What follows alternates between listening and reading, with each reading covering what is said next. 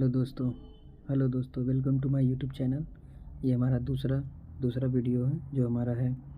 इसके लिए संविधान का जो हम लोग पढ़ रहे हैं, संविधान के अनुच्छेद जो वनडे एग्ज़ाम और सुपर टेट के लिए महत्वपूर्ण क्वेश्चन है। वनडे एग्ज़ाम के लिए उसी की तैयारी के हम अगले पैटर्न पे हैं और अगला क्वेश्चन कर रहे हैं। पहला वीडियो आप देख चुके हैं, ये दूसरा वीडियो है महत्वपूर्ण अनुच्छेद का। ठीक है, चलो हम शुरू करते हैं। तो राष्ट्रपति अनुच्छेद 35 के अंतर्गत लोकसभा को भंग कर सकता है। ये बिल्कुल सही बात है कि राष्ट्रपति को ये अथॉरिटी दी रहती है कि अनुच्छेद 85 के तहत वह लोकसभा को भंग कर सकता है। कोई बैठक को रद्द कर सकता है। ये अंतर्गत राष्ट्रपति के अंतर्गत आते हैं। अनुच्छेद 343 के अंतर्गत हिंदी को राजभाषा का दर्जा दिया गया है।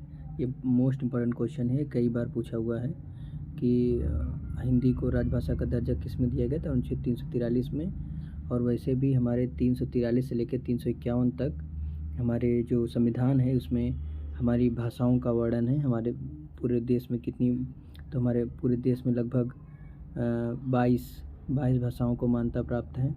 शायद वर्तमान में इस समय 24-25 भाषाओं को मान्यता प्राप्त कर दी गई है। पर मुख्यतः हमारे जो अगर मेन माना जाए तो लगभग 25 भाषाओं वर्तमान में हैं और जो हिंदी की राजभाषा का जो दर्जा दिया गया है 343 में दिया गया है।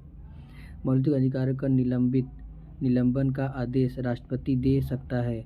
हाँ, दे सकता है। ये मौलिक अधिकारों को जो है निलंबित करने का जो आदेश है वो राष्ट्रपति हमारा दे सकता है। जैसे चुनाव के टाइम पे या कोई आपातकाल स्थिति में राष्ट्रपति हमें मौलिक अधिकारों से वंचित कर सकता है। मौलिक अधिकार में वही स्वतंत्रता का अधिकार, शोषण का विरुद्ध अधिकार, जो हमारे संवैधानिक अधिकार हैं उन सबको रोका जाता है। ये काम राष्ट्रपति कर सकता है। विधि के समान समता का अधिकार एक नागरिक अधिकार है। एकदम सही है कि सबको समानता और समानता का अधिकार जो हमारा अनुच्छेद 44 में भी वर्णित है। 4 इसकी ट्रिक ये है क्योंकि 4 समान है तो इसलिए उसको समानता का अधिकार, अनुच्छेद 44 को समानता का अधिकार का अनुच्छेद कहा जाता है।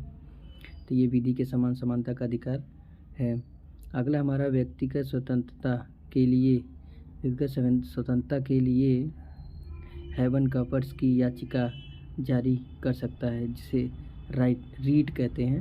हाँ, अपनी स्वतंत्रता के लिए आप किसी के खिलाफ रीट दर्ज कर सकते हैं। जिसको आपको लगे कि ये काम सही से नहीं हुआ है तो उसके खिलाफ, चाहे आपके ग्राम प्रधान हो या कोई जिला पंचायत सदस्य हो या विधायक हो, किसी के भी खिलाफ आप रीट दर्ज कर सकते हैं। तो स्वतंत्रता के हैवियस कॉर्पस के याचिका के राटिका मतलब उसके हिसाब से रीट आप दर्ज कर सकते हैं। संपत्ति का अधिकार कानूनी अधिकार है, मौलिक अधिकार में नहीं है। पहले था, फिर से संविधान संशोधन द्वारा हटा दिया गया कि संपत्ति का अधिकार अब मौलिक अधिकार नहीं है। सरकार जब चाहे तो आपकी संपत्ति जब्त कर सकती है।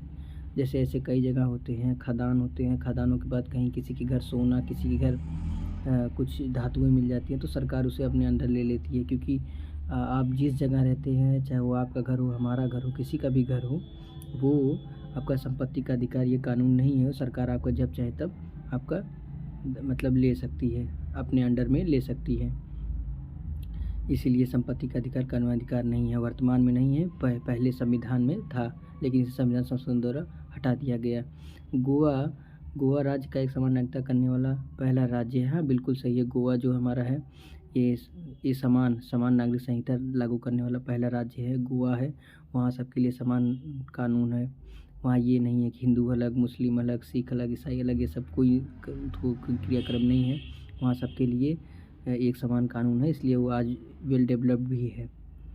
संविधान में मूल कर्तव्य का विचार रूस से लिया गया है। हाँ, कर्तव्य हमें, जो मूल कर्तव्य हमारे संविधान में ये रूस से है, और मूल अधिकार जो है ये हमारे अमेरिका से लिया गया है।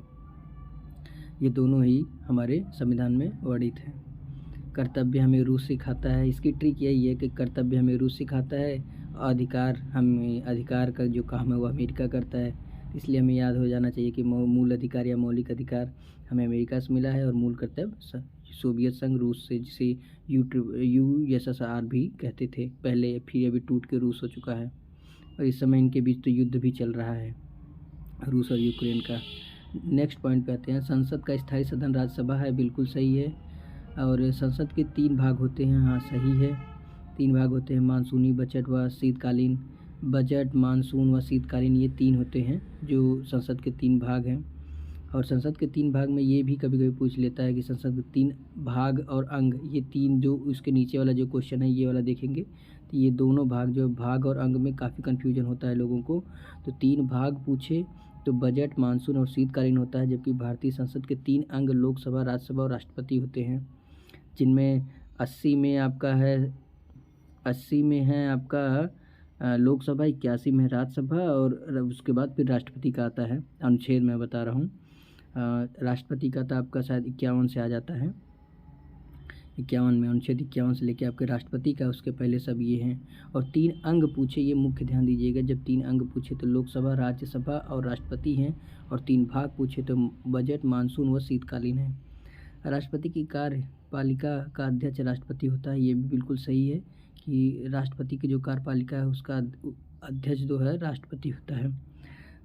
भारत का राष्ट्रपति केवल संवैधानिक अध्यक्ष है, वास्तविक शासक नहीं, ये बिल्कुल सही है, क्योंकि हमारा देश गणतंत्रात्मक है, स्वतंत्रात्मक है, मतलब यहाँ पे लोग स्वतंत्र हैं, यहाँ राजशाही शासन नहीं है, इसलिए हमारा जो राष्ट्रपति होता है वो भारत का प्रथम नागरिक भी है, होता तो है लेकिन वो संवैधानिक अध्यक्ष है, वास्तविक शासक नहीं माना जाता, क्योंकि यहाँ राजाओं का शासक नहीं है हमारे देश में। इसी के साथ थैंक यू वेरी मच।